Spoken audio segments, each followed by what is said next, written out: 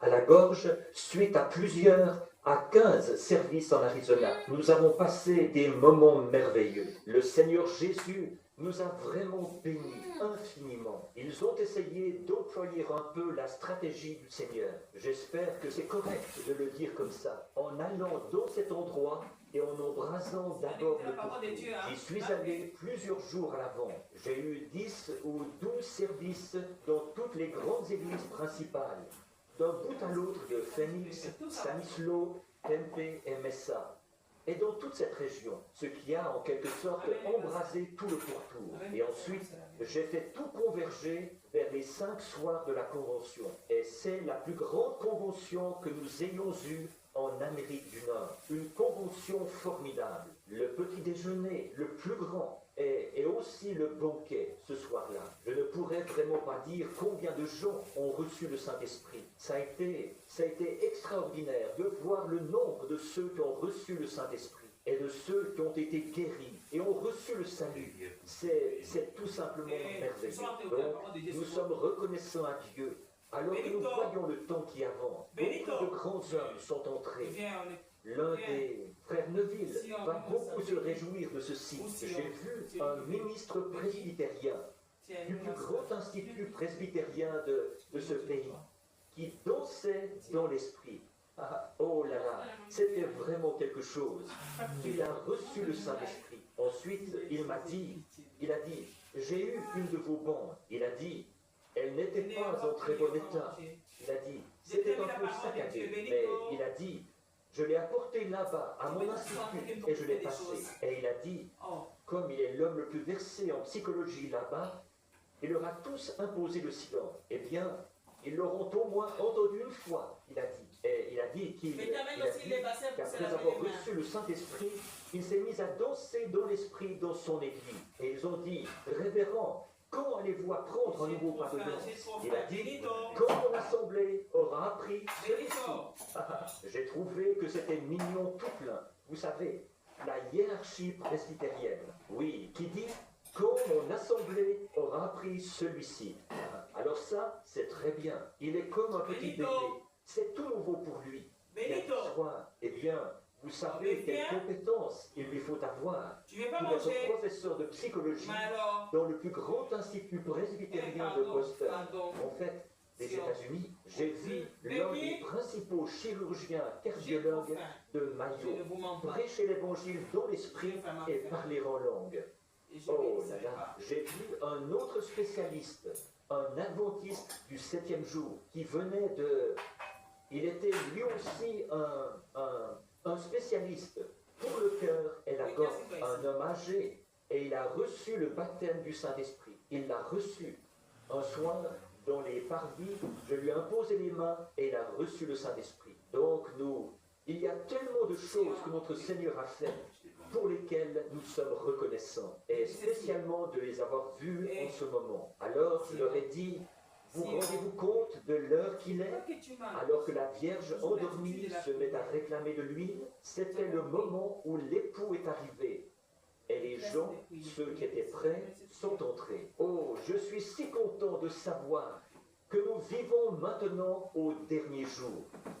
Voyez, je crois que nous sommes en train de vivre dans l'un des temps les plus extraordinaires que le monde ait jamais connu. Juste à la veille de la venue du Seigneur. N'est-ce pas merveilleux? Pensez-y, c'est pour très bientôt. Presque toute l'écriture est déjà accomplie. Et donc, nous l'attendons d'un moment à l'autre. Et c'est dans cette attente-là que nous devons vivre. Ça peut arriver d'un instant à l'autre. Mettez-vous en condition par la prière. Soyez prêts. Lors de quelques entretiens que j'ai eus aujourd'hui, lors de l'un d'eux, j'ai rencontré une missionnaire qui venait de Formaux, une femme courageuse. Elle a 73 ans et on lui en donnerait environ 45. Elle est restée demoiselle et jeune fille. Elle devait être très belle. Elle disait qu'elle avait été élevée dans un foyer chrétien où oui, ça voulait dire oui, et non, ça voulait dire non. Elle a grandi sous cet enseignement strict. Elle a dit, frère Branham, vers l'âge de, elle a dit, vers l'âge de 8 ans, j'ai pensé que j'avais donné ma vie au Seigneur Jésus. Elle a dit, vers l'âge de 12 ans, j'ai été influencé par un certain ministre dénominationnel qui m'a dit qu'il fallait que je reçoive la deuxième bénédiction. Elle a dit, et là, j'ai été terriblement induite en erreur. Mais elle a dit, vers l'âge de 17 ans, j'ai vraiment reçu le Saint-Esprit. Et elle est de retour maintenant pour essayer de réveiller quelques-unes de ces églises baptistes endormies. Elle a dit que de tout ce qu'elle a vu, s'il y a quelque chose qui est mort, et elle est elle-même baptiste, elle a dit que c'est bien ces églises baptistes mortes qu'il y a par ici. Elle les a appelées des morgues. J'ai dit, eh bien, sans doute que lorsqu'on est au front, je pense que maintenant elle... Pensez donc, moi qui ai 52 ans, elle était sur le champ missionnaire avant ma naissance. Et quand je pense que je me trouvais trop âgé pour aller sur le champ de mission, alors je pense, oh, pardonne-moi Seigneur. Je vous avais la prédication aussi. Venez, on va manger à nous dans la parole de Dieu. Toute sa vivacité d'esprit. Elle m'a raconté des expériences qu'elle avait vécues le long du chemin et combien l'évangile était nécessaire à Formose et en Chine et au Japon et ailleurs. Alors, ils l'ont renvoyé du champ de mission en lui disant, une fois qu'on a dépassé 70 ans, on n'a plus le droit d'aller sur les champs de mission, vous savez. Alors, ils l'ont renvoyée, mais elle ne veut pas rester à ne rien faire. Elle va à toutes ces conventions baptistes. Elle disait, Billy Graham, elle disait que sa manière d'apporter le message baptiste discréditait l'Église baptiste. Elle disait, il ne les amène pas assez loin pour qu'ils reçoivent le Saint-Esprit. Elle disait, oh sœur, tenez-vous-en à ça, c'est bien. Elle disait que les Chinois là-bas, elle ne les laissait pas repartir en se contentant de dire « Nous croyons Jésus-Christ ». Elle disait ça, c'était bien, mais elle disait qu'elle les faisait rester là jusqu'à ce que quelque chose arrive. Et alors, ils devenaient de vrais chrétiens. J'ai dit « Voilà la manière de faire, sœur. Dites-leur simplement qu'ils restent là jusqu'à ce que quelque chose arrive. » Qu'est-ce qui se serait passé si les apôtres avaient dit, là, au bout de 9 jours, nous croyons que nous l'avons reçu, voyez-vous, acceptons-le simplement par la foi et allons faire notre travail, voyez-vous, ça n'aurait jamais marché. Ils ont attendu là jusqu'à ce qu'ils sachent que quelque chose était arrivé. C'est ça le problème chez nous aujourd'hui. Nous ne restons pas assez longtemps. Eh bien, c'est pour ça qu'après, nous pouvons mener n'importe quel genre de vie, faire n'importe quoi sans que ça nous dérange. C'est parce que nous ne restons pas là assez longtemps. Aujourd'hui, nous sommes dedans, demain, nous sommes dehors, et comme ceci, et comme cela. Si nous restons assez longtemps, qu'on entre et qu'on ferme la porte derrière soi, alors là, on va y rester. On est scellé jusqu'au jour de sa rédemption. Je suis vraiment content de ça. Comme je l'ai dit, nous avons passé des moments merveilleux à Phoenix et dans toute la vallée. Et beaucoup des chrétiens qui sont là-bas, beaucoup d'entre eux s'accrochent et de toute leur force. Je suis monté sur la montagne du sud.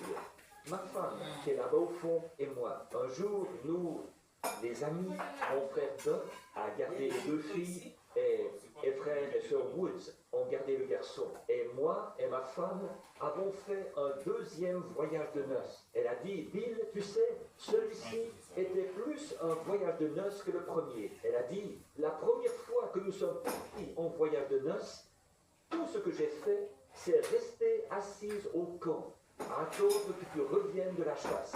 Elle a dit, j'avais utilisé une petite stratégie, en quelque sorte, et vous savez, je m'étais dit, bon, eh bien, je n'ai pas beaucoup d'argent. J'avais mis de côté, dans une boîte de poudre à lever, assez d'argent pour une partie de chasse. Mais cet automne-là, j'allais me marier. Alors je m'étais dit, on va tout combiner ensemble. Vous savez, pendant ma partie de chasse, il y aurait aussi le voyage de noces, vous savez. Nous avions donc réuni les deux. Mais cette fois-ci, nous nous sommes rattrapés. Et vraiment, nous sommes allés là-bas et nous avons passé des moments merveilleux. Beaucoup de ceux du tabernacle y étaient. Je crois qu'il y avait frère Sothman, sa famille est là-bas au fond, et frère Tom Simpson et les siens, et frère dire, nous avons tous passé de très bons moments dans le Seigneur. Donc, nous sommes montés sur la montagne du Sud, qui se trouve juste au sud de Phénix. Nous nous sommes éloignés de la pression qu'il y a là-bas.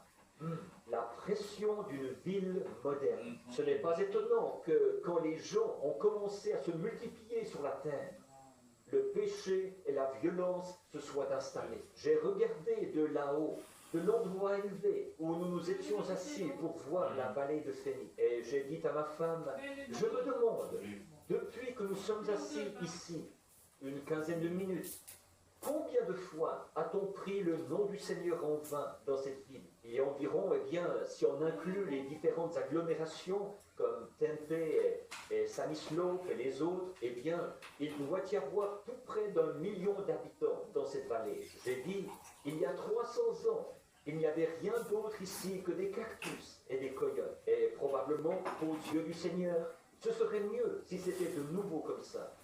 C'est vrai, bien que la grande ville qu'ils ont construite là, et les maisons magnifiques et tout, c'est beau, mais ce serait bien, ce serait mieux si les hommes et les femmes se promenaient dans les rues, les mains en l'air, en train de glorifier Dieu et de le remercier. Mais au lieu de ça, on jure, on fait la foi, on voit que la civilisation s'installe quelque part, et la méchanceté s'y trouve pas. J'ai dit, combien d'adultères ont été commis hier soir, l'année dernière, dans cette ville? Combien de gens étaient ivres? Combien de foyers? Combien de choses contraires aux bonnes mœurs ont été faites dans cette grande ville au cours de l'heure qui vient de passer? Ma femme m'a dit à ce moment-là, elle a dit quelque chose comme ceci, alors que je réfléchissais à ça. Alors, à quoi ça sert de venir ici? Pourquoi as-tu quitté la maison pour venir ici? Alors j'ai dit, voici de quoi il s'agit. Après tout ça, ce qui représente certainement la majorité, il y a néanmoins une petite minorité là-bas. Combien de prières loyales se sont élevées hier soir là-bas, alors que les gens allaient se rendre au culte? Et il a été si bon vers nous, en effet. Les églises étaient complètement remplies avant le coucher du soleil. On ne pouvait même pas pénétrer sur le terrain qui les entourait. Et ces organisations et tout, et le Seigneur a répandu son esprit et a béni les gens. Je ne les ai pas ménagés. J'ai frappé fort avec l'évangile. Parfois, bien sûr, ça cogne. Mais je ne connais pas d'autres moyens. Ce qu'il y a là-dedans, ça cogne. Donc, ça va cogner encore plus au tribunal du jugement, où il nous faudra affronter ça. Somme toute, ça a été glorieux. Et nous tenons à remercier l'Église ici d'avoir prié et d'avoir tenu bon pour nous et de nous avoir gardés près de la croix. Maintenant, comme je suis revenu à la maison, que je suis ici, je serais peut-être venu ce matin pour prier pour quelques malades. J'ai beaucoup d'entretiens qui attendent. Il y a des cas dont j'ai pu m'occuper ces 2 ou 3 derniers jours, depuis mon retour. Des cas qui attendaient depuis 1 mois, depuis mon départ. Ils essaient donc de les faire venir aussi vite que possible, des différents endroits où ils se trouvent. Si le Seigneur le veut, dans environ 2 semaines, j'irai à Tucson, qui se trouve plus au sud. Et maintenant, cette fois, les hommes d'affaires, pour que vous puissiez prier pour ceci. Je n'aime jamais faire quoi que ce soit sans croire d'abord que c'est la volonté du Seigneur. Aussi, la prochaine convention se tiendra à Modesto, puis de là à Washington, l'État de Washington, et à Zurich, puis en Palestine, et ensuite en Afrique du Sud. Tout ça va se produire entre maintenant et juin. On m'a invité à prêcher dans toutes ces conventions. Ça va peut-être me donner l'occasion de retourner en Afrique du Sud. Ils le réclament. Tous les mois, nous recevons des invitations. Mais si il y a une grande division dans les églises pentecôtistes, et si vous allez d'un côté, l'autre ne voudra avoir rien à faire là-dedans. Et comme elles ne veulent pas collaborer, ça fait maintenant environ 5 ans que je me tiens en retrait, alors que j'ai dans mon cœur un appel à y aller. Peut-être que maintenant, si les hommes d'affaires me reçoivent, au moins ça me permettra d'établir des liens. Eux font partie des 2 groupes, vous voyez, et donc, comme ça, elles se retrouvent toutes là. Elles devront toutes venir et collaborer à ça, parce que les besoins financiers de leurs églises Ce sont ces gens-là qui répondent. Alors, elles sont obligées de venir là pour sauver la face, vous voyez. Donc, il se peut que ce soit la volonté du Seigneur. Cependant, je ne sais pas. Ça a l'air d'être une bonne idée, mais je ne sais pas. Et puis, frère Borders m'a remis l'itinéraire ou les invitations pour cette année. Honnêtement, c'était un registre 2 fois plus épais que ça, d'invitations de toutes parts, qui sont arrivées depuis Noël dernier. C'est trop pour un esprit humain d'essayer de démêler tout ça. Alors, je n'en ai encore accepté aucune. Je vais simplement tenir une réunion, puis j'attendrai de voir où le Seigneur me dira d'aller à partir de là. Alors j'irai à l'endroit suivant, puis au suivant, et partout où il me dira d'aller. Donc, priez pour moi. Je me souviens, l'année dernière, quand j'étais avec frère, ou là-bas, chez Sir Cobb, et que frère Abumbright m'avait appelé pour me demander de faire ce voyage là-bas, à Anchorage. Qu'est-ce qui se serait passé si j'étais parti là-bas, juste en présumant que c'était en ordre? Or, je pensais à ça. Présumer. J'ai prêché sur ce sujet-là. J'avais dit, quand je suis parti là-bas, j'avais dit au frère qui s'occupe des bons, n'enregistrez rien là-bas. Je vais prêcher sur les mêmes sujets qu'ici. Je pense que j'en ai prêché un seul de ceux que j'avais prêchés ici. Tous les autres étaient nouveaux. Et frère Maguire les a enregistrés tous, présumés. Donc, si j'étais allé là-bas en présumant, certainement que ça se serait passé différemment. La vision ne se serait pas accomplie, mais la vision s'est accomplie. Et vous êtes tous au courant comment le Seigneur a vraiment béni. Maintenant, il y a une autre chose que j'ai à cœur depuis longtemps. Église, priez pour ça. Vous tous, ici, vous le savez. Depuis que je suis tout jeune, je n'ai jamais été satisfait dans cette région. J'ai toujours eu dans mon cœur un profond désir d'aller dans l'Ouest. Je me souviens de la fois où j'étais en train de tondre le gazon pour ma belle-mère, là-bas, à la petite maison qui appartenait à l'église, ici, à cet endroit-là. J'étais assis sur les marches et le Saint-Esprit m'a parlé. Il a dit, je ne peux pas te bénir davantage. Donc, tu ne m'auras pas entièrement obéi comme Abraham. Et Abraham, Dieu lui avait dit de se séparer et de partir seul. Et à ce moment-là, il a emmené avec lui son père et son neveu. Quand Abraham a enfin entièrement obéi à Dieu, c'est là qu'il y a eu un accomplissement entier de ce que Dieu lui avait promis. L'une des attaches principales qui me retenait ici, c'était ma mère. Vous le savez. Et maintenant, maman est partie pour être avec le Seigneur Jésus. Et je ne sais pas quelle direction prendre, ce qu'il faut faire. Alors, priez pour moi. Maintenant, frère Neville, je me suis avancé sur l'estrade. Je m'étais dit, eh bien, je vais y aller. Quelqu'un est venu me voir et a dit, oh, ils ont un service très complet ce soir. Il a dit, ils vont avoir un service de prédication, un service de chant, un service de prière, et puis la collecte. Et ensuite, il a dit, ils ont le lavage des pieds, la communion et un service de baptême. Je me suis dit, le pauvre frère, oh, tout ça, je sais ce que c'est. Probablement après avoir prêché fort ce matin. Donc, je me suis dit, je vais passer là. Peut-être qu'il voudra que je donne la communion. Et il a dit, voudrais-tu prêcher pour nous ce soir, si tu te sens conduit? Alors, je sais ce que ça veut dire. Et donc, je me suis retiré, j'ai noté un passage de l'Écriture ici, et pris quelques notes. Et peut-être que le Seigneur va m'aider à apporter juste un message court d'environ 4 heures, après quoi nous aurons notre lavage des pieds et ensuite la communion. Peut-être que j'aurais terminé avant ça. Non, je ne faisais que vous taquiner. Environ 20 ou 30 minutes, après quoi nous aurons le service de baptême. Le lavage. Qu'est-ce qui suit ceci? La communion suit ceci. Puis le service de baptême. Ceci dit, nous sommes heureux que vous vous fassiez baptiser. Maintenant, si Dieu le veut, et que ça lui est agréable, et que le pasteur est d'accord, et les gens aussi, dimanche matin prochain, je serai ici pour prier pour les malades, et pour prêcher, si le Seigneur le veut, ce dimanche qui vient, parce qu'il se pourrait que le dimanche d'après, je sois de nouveau parti. Aussi, quand je suis là, j'aime venir et prêcher ici. Parce que frère Neville et moi, en tant que frères, nous sommes en quelque sorte associés ensemble. Et nous aimons et nous voulons rester proches et nous entraider. Ça a l'air d'un sacrilège, mais j'espère que vous ne le prenez pas comme ça. Monsieur Cory a dit une fois, je participais à une campagne de promotion pour Luminaire.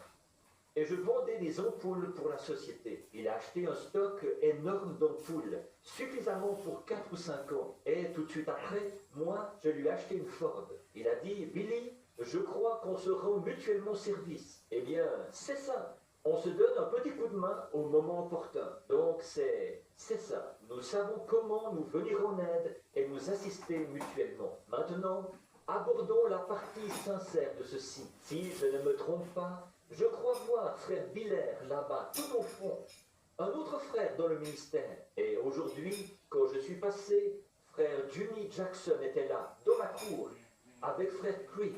Est-ce qu'ils ont parfois un service ici, un service de baptême? Je vois très bien. Nous pouvons mettre l'eau à leur disposition si eux se chargent des candidats. Nous avons toute l'eau qu'il faut. Donc maintenant, puisque nous allons avoir la communion, j'ai pensé que ce serait bien si je parlais de la communion pendant juste quelques minutes. Maintenant, avant d'aborder la parole, mettons tout de côté et toutes nos manières confondues et juvéniles et approchons-nous dans la présence de Dieu par la prière. Maintenant, avec nos têtes inclinées et nos cœurs aussi, je l'espère. S'il y a une requête ici que vous voudriez faire connaître à Dieu et vous aimeriez que je me souvienne de vous devant Dieu, voudriez-vous simplement l'indiquer en levant la main vers Dieu, que Dieu exauce la requête de chacun sans exception. Dieu Tout-Puissant, Père de notre Seigneur Jésus-Christ, qui l'a ressuscité des morts et l'a fait asseoir à la droite de la majesté divine, toujours vivant pour intercéder en notre faveur quant aux choses que nous croyons qu'il a accomplies pour nous et que nous confessons comme telles. Nous te prions, Seigneur Dieu, de pardonner ce soir nos péchés. Oh, nous voulons rester sous le sang en tout temps, car nous ne savons pas ce qui pourrait arriver. Nous sentons, Seigneur, que toutes choses sont pratiquement arrivées à leur terme, que la venue du Seigneur est proche. Nous allons bientôt faire un voyage, et quand nous pensons à un voyage, nous pensons peut-être aux valises et à des vêtements supplémentaires, à des souliers supplémentaires. Mais quelle différence avec ce voyage-ci. Il ne s'agit pas de faire ses bagages, mais de les défaire, d'abandonner des choses, comme l'a dit ton grand serviteur Paul, dans l'Épître aux Hébreux, au chapitre 12. Nous rejetons tout fardeau et l'incrédulité qui nous enveloppe si facilement, pour que nous puissions courir avec persévérance dans la carrière qui nous est ouverte. Et nous ne pouvons pas prophétiser maintenant de bonnes choses à ce monde moderne. Tout ce que nous pouvons prophétiser par l'Esprit, ce sont des désastres, des difficultés, des tremblements de terre, de grands raz de marée, le soleil et la lune qui cessent de briller, l'Église dans l'âge de Laodicée, Christ qui a été mis à la porte, qui frappe, cherchant à y entrer. Oh Dieu, tout comme Michée autrefois, comment aurait-il pu bénir Achab alors que la prophétie était contre lui, alors qu'Élie, ce grand et puissant prophète, s'était avancé vers lui, et parce qu'il avait ôté la vie à cet homme innocent, à Naboth, alors il avait dit, les chiens lécheront ton sang. Alors, comment Michée aurait-il pu prophétiser de bonnes choses? Comment les enfants remplis de l'esprit de nos jours pourraient-ils prophétiser du bien à un groupe de gens pécheurs et indifférents qui ont mis le Seigneur à la porte? Ô Dieu, nous ne voyons devant nous que l'amertume du jugement, et nous crions à ceux qui ne marchent pas droit, fuyez vers le Seigneur, car il est le rocher dans une terre altérée, il est le refuge à l'heure de la tempête, et le nom de l'Éternel est une tour forte. Les justes s'y réfugient et se trouvent en sûreté. Combien nous pouvons penser à ces grandes villes de refuge qui ont été bâties, et lorsque celui qui poursuivait L'homme, une fois qu'il était entré dans la tour, il était en sûreté. On ne pouvait rien contre lui. Ô Dieu, puissions-nous courir et aller en hâte auprès du Seigneur, car il est notre refuge et notre force, un secours qui ne manque jamais dans la détresse. Alors, en voyant avec l'œil de l'aigle, pour ainsi dire, les difficultés se préparer, les nuages s'amoncelaient, le tonnerre et les éclairs du jugement s'abattre sur la terre, nous savons que la tempête est proche. Ce soir, Seigneur, nous prions pour ceux qui, ici, ont levé la main. Père, je ne sais pas ce qu'ils voulaient. Toi, tu le sais. Je te prie de fournir à leur précieuse âme tout ce qui a été indiqué par leurs mains levées. Accorde-le, Seigneur. Guéris les malades.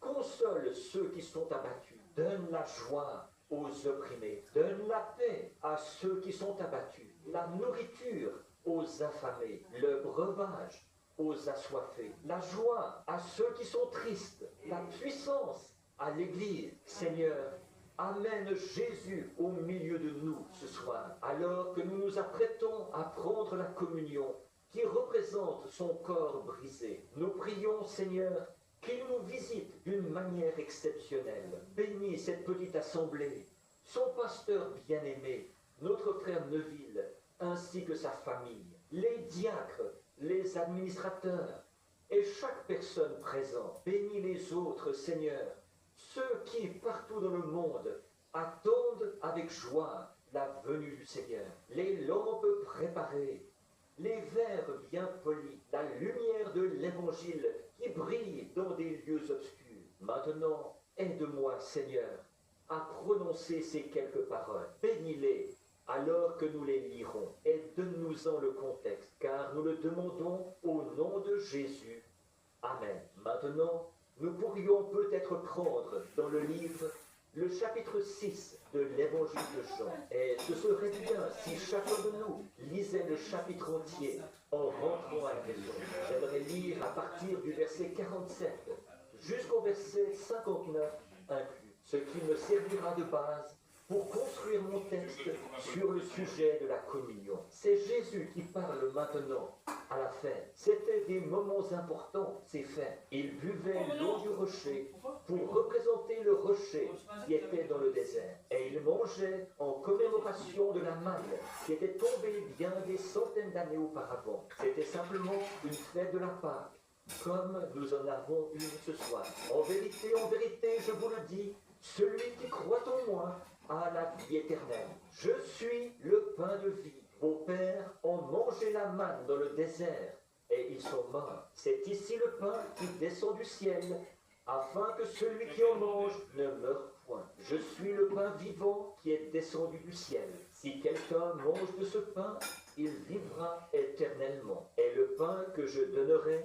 c'est ma chair, que je donnerai pour la vie du monde. Là-dessus, les Juifs discutaient entre eux, disant, comment peut-il nous donner sa chair à manger? Jésus leur dit, en vérité, je vous le dis, si vous ne mangez la chair du Fils de l'homme, et si vous ne buvez son sang, vous n'avez point la vie en vous-même. Celui qui mange ma chair et qui boit mon sang a la vie éternelle, et je le ressusciterai au dernier jour, car ma chair est vraiment une nourriture, et mon sang est vraiment un breuvage. Celui qui mange ma chair et qui boit mon sang demeure en moi, et je demeure en lui. Comme le Père qui est vivant m'a envoyé, et que je vis par le Père, ainsi celui qui me mange vivra par moi. C'est ici le pain qui descend du ciel. Il n'en est pas comme de vos pères, qui ont mangé la manne et qui sont morts. Mais celui qui mange ce pain vivra éternellement. Jésus dit ces choses dans la synagogue, enseignant à Capernaum. Que le Seigneur bénisse sa parole. Pendant juste quelques minutes, je veux parler sur la communion. Que signifie le mot communion? Communier signifie parler. Être en communion, en fait, ça signifie fraterniser, parler l'un avec l'autre. Si vous parlez avec quelqu'un au téléphone, que vous êtes là en conversation, vous communiez l'un avec l'autre. réunions à l'écart, à l'arrière du bâtiment, n'importe quelle personne avec le pasteur ou deux personnes, alors elles communient l'une avec l'autre. Or, par le moyen de la radio, vous ne communiez pas, puisque vous ne pouvez pas répondre. Par le moyen de la télévision non plus, mais quand vous le pouvez par le moyen du téléphone. Parce que là, vous communiez l'un avec l'autre. Ce n'est pas unilatéral. C'est « je ne peux pas communier avec vous en ce moment parce que vous ne répondez pas ». Ça ne s'appliquerait donc pas lorsqu'on vient d'écouter un ministre apporter son message. Il ne s'agirait pas là d'un rassemblement nous permettant de communier. La communion, ce ne serait pas ça. Si vous venez juste pour communier avec le ministre, vous le prendrez à part, lui ou n'importe quelle personne, et vous communierez avec lui ou avec elle. Mais la communion dans laquelle nous entrons consiste, pour chacun de nous, individuellement, à communier avec Christ. C'est ça, communier. Alors, communier, ce n'est pas uniquement une personne qui parle, ce n'est pas nous seuls qui parlons, mais il faut aussi attendre et voir ce qu'il nous répond. Or, c'est là, bien souvent, que nous commettons nos grosses erreurs. C'est que nous sommes les seuls à parler. Nous n'attendons pas, nous ne lui donnons pas la possibilité de répondre. Parfois, nous y allons en disant « Seigneur, je voudrais que tu fasses telle chose et telle chose. Amen. » Nous nous relevons et nous repartons. Or ça, en réalité, ce n'est pas communier, c'est aller demander une faveur. Mais quand vous restez assez longtemps jusqu'à ce qu'il réponde, c'est là que vous entrez en communion, que vous communiez avec le Seigneur. Or, et une manière formidable de communier, c'est d'être d'accord. Vous devez être d'accord sur certaines choses. Or, et ce qui est étrange, c'est que parfois, quand nous obtenons ces choses, le fait de manger est associé à cela. Prenez par exemple les gens qui sont dans les affaires. Quand ils veulent conclure une affaire, ils invitent la personne à un repas. Ils se mettent à table et mangent. Et ensuite, ils parlent ensemble. Un bon vendeur, généralement, il ne va pas parler à quelqu'un qui a l'estomac vide. Il est préférable d'attendre qu'il se sente bien et qu'il ait pris son petit déjeuner. N'allez pas là-bas le sortir du lit pour lui parler de quelque chose que vous voulez lui vendre. Mais attendez qu'il ait pris son petit déjeuner et qu'il soit bien disposé. L'autre jour, alors que je prêchais sur la femme qui avait lavé les pieds de Jésus, c'était au Canada que je parlais de ça. Je disais que lorsqu'un invité venait rendre visite à quelqu'un, cette personne devait suivre tout un processus avant de se sentir vraiment digne de venir en visite ou de communier. Une visite, c'est une communion. Bon, ils arrivaient à la inviter, il fallait d'abord que vous ayez été invité. Ensuite, vous arriviez à la porte et le domestique vous lavait les pieds parce que, à cause du voyage, vous aviez pris l'odeur des animaux et tout le reste le long de la route. Tous, les gens voyageaient sur la même route que les animaux. Et là, il y avait l'odeur et la poussière qui s'étaient incrustées dans le vêtement palestinien. Et ça se déposait sur les jambes en sueur et sur le visage qui n'était pas couvert et sur les mains. Et on les interceptait à la porte. C'est le domestique qui s'en chargeait, et il leur lavait les pieds. Puis un autre homme se tenait là, avec une serviette et un vase d'albâtre, et il s'aspergeait les mains de cet albâtre. Il frottait comme ceci, et il se l'appliquait sur le visage. Puis il prenait une serviette pour s'essuyer. Ça enlevait toute la saleté et l'odeur. Ça contenait un produit rafraîchissant, comme du menthol, ce qui faisait qu'ils se sentaient mieux. Puis, quand ils entraient, on ne gardait pas ces vieilles chaussures sales pour marcher sur ces beaux tapis. Alors, ils étaient chaussés de petites pantoufles d'intérieur. Et ils entraient. Donc, les invités entraient. Et alors, l'hôte leur donnait un baiser de bienvenue. Voyez, vous ne voudriez pas que l'hôte vous donne un baiser si vous sentiez mauvais. Vous ne voudriez pas marcher sur les tapis en étant sale. Alors, l'hôte vous donnait un baiser de bienvenue. Et vous étiez alors considérés comme faisant partie de la maison. Eh bien, Dieu a de telles pratiques. Avant que nous soyons vraiment prêts pour entrer en communion avec Dieu, il nous faut premièrement être lavés par les eaux de la parole, la séparation, les eaux de séparation qui nous séparent de notre péché. Or, d'abord, vous ne pouvez pas parler à Dieu. Vous ne pouvez pas communier avec Dieu. Et il y a, d'abord, vous devez vous repentir de ce que vous avez fait, parce que vous ne pouvez pas croire correctement avant de vous être repenti. Seigneur, pardonne mon incrédulité. Voyez, pardonne mon incrédulité. Vous devez d'abord vous repentir. Et lorsque vous vous repentez, alors vos péchés passés sont pardonnés. Et vous devenez un candidat pour le baptême. Bon, ensuite, il a promis le Saint-Esprit après le baptême. Donc, ce que nous voyons à propos de cette communion, c'est qu'il y avait un lavage des pieds, entre autres, qui était aussi associé à ça, de se laver les pieds, comme symbole de la pureté du Saint-Esprit. Bon, ensuite, il faut qu'il y ait une similitude de sentiments entre vous. Si vous avez des rapports tendus avec votre hôte, alors vous ne pouvez pas communier. Non, vous ne le pouvez pas, parce que vous êtes en désaccord avec lui. Mais si vous êtes en accord, alors vous pouvez communier. Donc, c'est la même chose quand nous venons à la table du Seigneur. Nous devons être en accord avec sa parole.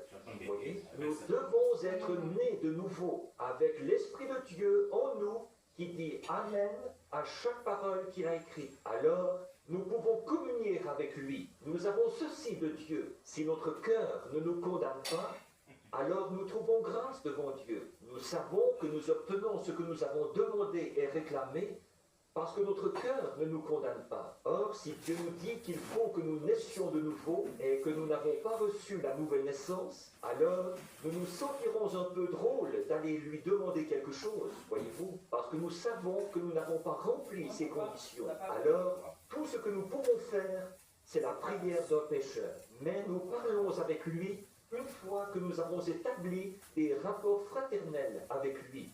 C'est ce qui produit la communion. Maintenant, j'aimerais prendre quelques instants pour expliquer ceci, ce moyen de communion. Bon, nous prenons ce que nous appelons la communion, c'est-à-dire le pain et le vin. Or ça a été tellement déformé qu'il n'est même pas bon d'en parler. Oh, comme ça a été déformé au cours des années. En fait, ça, ce n'est pas une communion. C'est simplement de garder un commandement. Voyez? Bon, la raison pour laquelle nous l'appelons communion, c'est que ça vient de l'association que font les catholiques qui déclarent que c'est la Sainte Eucharistie, qui est littéralement le corps du Seigneur Jésus. Mais ce n'est pas le corps du Seigneur Jésus, c'est seulement en commémoration de son corps. Et peu m'importe le nombre de prêtres ou de prédicateurs, ou quelle que soit la personne qui bénit ça, c'est toujours du pain et du vin. Il n'y a aucun prêtre. Et pourtant, c'est ce qu'il nous dit, que Dieu est obligé d'écouter le prêtre quand il transforme la communion, ce que appelle la communion, l'Eucharistie, encore littérale du Seigneur Jésus. Alors le croyant prend ça, et c'est ça qui est la communion. C'est faux. Communier, c'est parler à, communier avec quelque chose à quoi vous pouvez parler et qui vous répond. C'est ça, communier. Une hostie ne peut pas répondre. Donc, en réalité, la vraie communion, c'est quand le Saint-Esprit répond, quand vous lui demandez, et qu'ensuite il répond. C'est ça la communion correcte. Ceci, nous le prenons en commémoration de sa crucifixion et de sa résurrection, mais ce n'est pas une communion. C'est comme ça que nous l'appelons, mais ce n'en est pas une. Ça vient de l'Église catholique qui prend cette hostie, comme nous avons examiné la mise en place de ces choses l'autre jour, en traitant du paganisme contre le christianisme. Il est dit que cette petite hostie ronde est le corps littéral de Christ. Or, c'est ce que l'Église catholique croit. Avez-vous déjà remarqué que lorsqu'ils passent près d'une église, ils font le signe de la croix, ils soulèvent leur chapeau et ainsi de suite? Ce n'est pas à cause de l'Église, c'est à cause de l'hostie qu'il y a à l'intérieur. Ce corps que le prêtre a transformé d'une hostie encore littérale de Christ, alors que ça peut être emporté par des rats et des souris. Eh bien, vous ne penseriez quand même pas, en réfléchissant en être civilisé, qu'un morceau de pain puisse être le corps du Seigneur Jésus. C'est impossible. La communion, c'est parler et qu'on vous réponde. Ce à quoi vous parlez. Le mot communier signifie justement parler à ou être associé à quelque chose qui vous répond. Et Dieu vous répond. Il y a communion. C'est toujours du pain et du vin. Ce que nous appelons la communion. Or, Jésus a dit ici, comme je le lis, mon corps est une nourriture et un breuvage. Mon sang, mon corps et mon sang sont une nourriture et un breuvage. Maintenant, nous voulons penser à Jésus et l'associer. Associer ce qu'il était, son corps. Qu'est-ce que c'est? Le corps de Christ. Qu'est-ce que c'est? C'est le corps des croyants qui sont associés avec lui dans le Saint-Esprit. Pas une idole, pas un morceau de pain, mais un esprit qui est dans le cœur du croyant. Et ils se sont associés, ce qui fait que l'homme et Dieu peuvent se parler. Des fils et des filles de Dieu. L'effusion du sang a amené la rémission du péché à l'homme mortel. Et cet homme, cette femme, ce garçon ou cette fille qui a des rapports fraternels avec Christ, communie avec lui. Le corps, comme un mari et sa femme s'assoient ensemble pour discuter, ou un garçon et sa petite amie, de même Christ et son Église communient ensemble. C'est pour cette raison que nous pouvons l'entendre nous parler, que nous pouvons voir l'avenir et que nous prédire l'avenir. Et c'est parfait, c'est parce que nous communions avec un Dieu qui tient l'éternité dans sa main. Nous communions l'un avec l'autre. Le corps de Christ, le corps spirituel, mystique de Christ, pas associé à une quelconque idole, ou à du pain, ou à du vin, mais c'est sous une forme spirituelle. Or, Jésus a dit la même chose. Prenez Jean, le chapitre 4. Lorsqu'il parlait à la femme au puits, elle disait quelque chose comme « Nos pères ont bu à cette source, et ils ont creusé ce puits. Jacob est... Et il a donné de cette eau à ses enfants et à son bétail. Et toi, tu dis qu'il faut adorer dans cette certaine ville, alors que d'autres disent sur cette montagne. Jésus a simplement dit, un instant, nous sommes juifs, et nous comprenons ce que veut dire adorer. Mais femme, écoute ceci, l'heure vient, et elle est déjà venue, où les vrais adorateurs adoreront Dieu en esprit et en vérité. Ta parole est la vérité. Les adorateurs que le Père recherche, ce sont ceux qui l'adorent en esprit et dans la parole, la vérité. Ta parole est la vérité. Or, c'est ce qu'il a dit à cette femme. Voyez-vous, Christ, Dieu est esprit. Christ veut dire le oint, un homme oint de Dieu, ce qui a fait de lui le Christ. Or, Christ a dit, je suis nourriture et breuvage. Pas une hostie que nous prenons ici, ça, ce n'est pas Christ. Le vin que nous buvons à l'autel, ce n'est pas Christ. Ça le représente d'une manière figurée. Mais Christ, c'est le Saint-Esprit, l'onction qui est sur l'Église. C'est ça, la nourriture et le breuvage. Le plus grand cri qu'il y ait dans le monde entier. J'espère que jamais aucun de vous ne l'a entendu. Mais si vous l'avez entendu, aucun cri n'est comparable au cri de la faim. Quand vous voyez une mère avec son bébé, qu'elle ne peut pas marcher tellement elle est faible, et que le petit bébé est en train de mourir, le ventre gonflé par la faim, d'entendre les sanglots qui sortent du cœur de cette mère, et de voir ce bébé avec les joues tellement creuses, qu'il n'y a plus que la peau sur les os, ces petites gencives qui brillent, c'est à peine s'il arrive à émettre un bruit, ces petits yeux à fleur de tête. Aucun cri n'est comparable à celui de la faim et des assoiffés. Là-bas, dans les déserts, combien d'hommes ont perdu la vie à cause de la soif? Il y a tellement d'histoires que je pourrais vous garder toute la nuit. Des histoires vraies du désert. Elles montrent que lorsque vous devenez, que vous avez soif, c'est là que le diable vous donne un miracle. Vous en avez vu ici. Il n'est pas nécessaire que vous alliez dans l'ouest pour en voir. Roulez sur la route et on dirait qu'il y a de l'eau sur la route. Chacun de vous qui conduisez et qui avez pris la route, vous avez vu ça. C'est un faux miracle. Tenez, il y a quelque temps, environ 3 ou Ouais, 4 je ans, sais. j'ai lu que des canards qui volaient au-dessus du pays ont vu un mirage. Et ils se sont écrasés sur la route en pensant piquer dans l'eau. Ils se sont complètement désintégrés.